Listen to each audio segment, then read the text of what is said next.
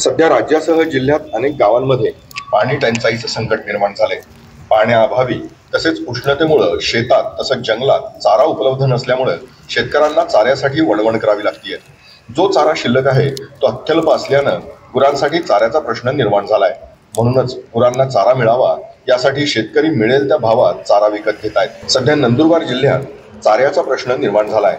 चारा उपलब्ध नसल्यानं शेतकऱ्यांना गुजरात राज्यातून चारा आणावा लागतोय। 20 रुपयाला एक मोळी याप्रमाणे चारा शेतकरी चारा विकत घेत आहेत।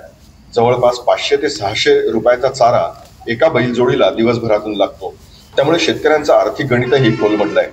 पाण्याची समस्या तसंच चारा टंचाई तोही महाग मिळत असल्यानं शेतकऱ्यांना ऊसाची कांडी द्यावी लागतीये। यामुळे शासनानं चारा टंचाईवर मात करण्यासाठी काही उपाययोजना कराव्यात व चारा छावण्या उपलब्ध करून द्याव्यात अशी मागणी शेतकऱ्यांकडून करण्यात येते आहे। माझं नाव लतीफ गावित आहे। आम्हाला बैलसाठी चारा भेटत नाही आहे। ते पाणी बी नाही, चांगला काय चारा बी नाही भेटत आहे। त्यामध्ये बी नाही आहे,